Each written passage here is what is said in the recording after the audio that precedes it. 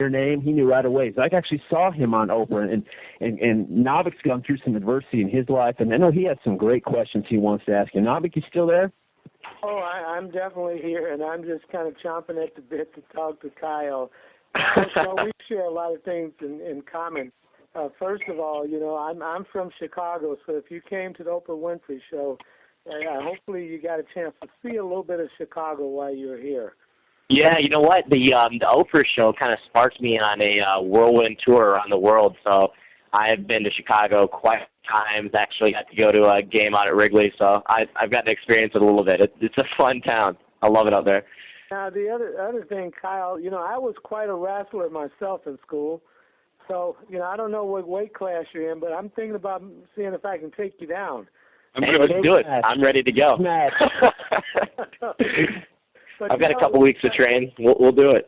That's right. But I often wonder. I think you lost something like 36 matches in a row before you started winning. Right. And I want the people to get a feeling for what kept you going. It's to be honest, as an 11-year-old, at that point in time in my life, I knew I was capable of doing it deep down in my heart of winning a match.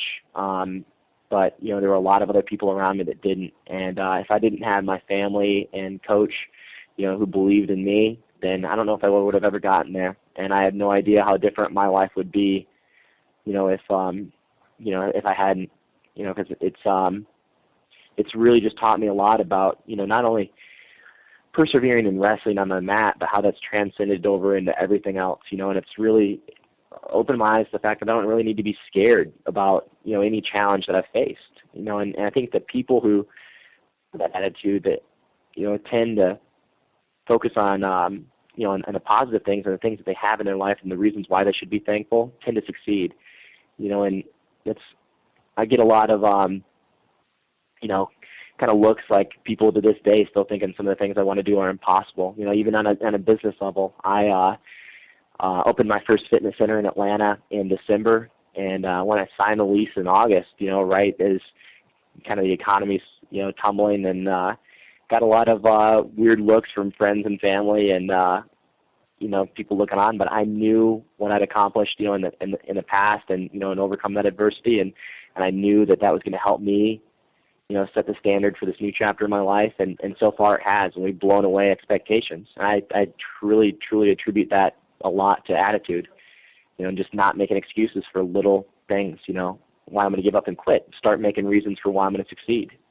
Well, you know what? I think that you're exactly the person that we need at our convention, because there's a lot of people out there who face adversities in this business each and every day, and of course, this is a business where there's a lot of negative people out there. And what I was wondering, can you give us just a little glimpse? I know you're saving the good stuff for the convention, but can you give us a little bit idea of what you're going to teach and what we're going to be able to take away with us, as far as our business and our lives and all of that? I think that my ultimate goal for the convention is to give everyone in the audience a sense of what they're capable of, and in spite of, all these other seemingly huge obstacles that are in your way, it does not matter. You are capable of achieving some great things, and I want people to go and walk out of that convention on fire and ready to go, and not only, to remember that a week from, the convention or a month from the convention, but, years from that point, and then for their successes to be able to go and show from that, that was a turning point for them to step away and to to start on the path to being more successful than you ever have been before, because you deserve it. And all these other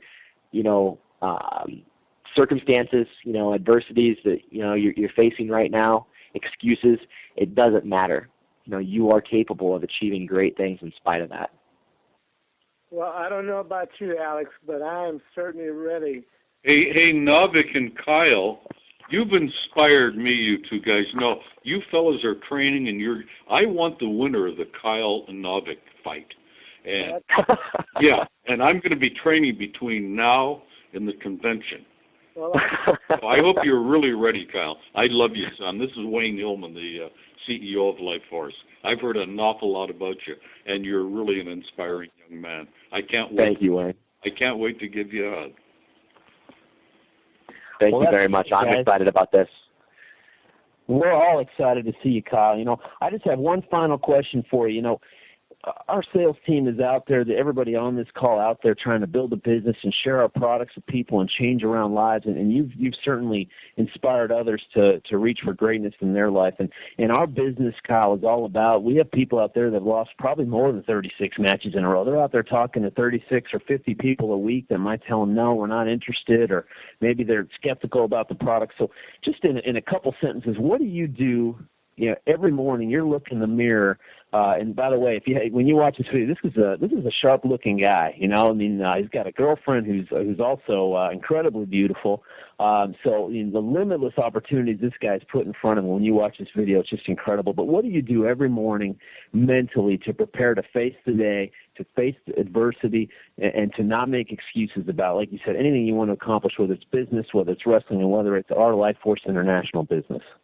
I think it's twofold. I think that you have to identify those problems and then, accept them and move on. You got to identify the challenges that you're facing and realize that those things aren't capable of overcoming you. And, for me, like you mentioned, people that get knocked down over and over again, it's something that if you believe deep down in your heart that you are capable of achieving great things, then, frankly, you are. And the next person who tells you no, he's going to bring you that much closer to someone who's going to tell you yes. And I knew that way. It was the same thing in wrestling. My goal is the legs, take the guy down to the ground and bring him to my level. I knew that time and time again, if I got rejected, I was that much closer to going in and shooting again and getting there the second time. But it won't happen unless you believe it. That next time, that next success, that next victory will never happen if you don't believe that you are capable of it. And I assure you, regardless, beyond the shadow of a doubt, whatever it is that you're going through, I've seen some remarkable things. People have blown, me away and, accomplished things that I can't even imagine through adversities that, probably very few of us, if any, on this call have ever come close to experiencing. And you know what? The human spirit is a remarkable thing. You are capable of achieving whatever it is that you want, but you just got to fight for it, and you got to believe it.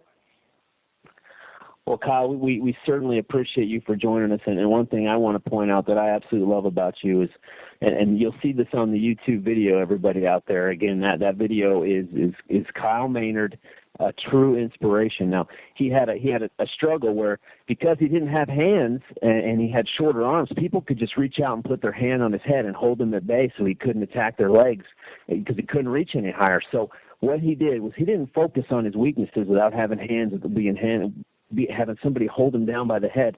He focused on his strengths, and what he was good at was getting people to come to him and come down to his level. So I think we can immediately apply that to our business. Don't spend so much time focusing on what you're not good at. Find something you are good at and be great at it, and that's something Kyle has done. He's found his true strengths, and he's been great at it. And Kyle, I personally find you, again, a tremendous inspiration. I know we all can't wait to meet you in person in September and hear your motivational message. So if you're on this call, stick around just a couple more minutes. We're going to let Kyle go. Wayne Novick will give you the final word if you have anything. If not, Kyle, God bless you, my friend, and we look forward to seeing you. Safe travels, all right? Novick, Wayne, you got anything else? Thank you. Look forward to seeing you guys in September.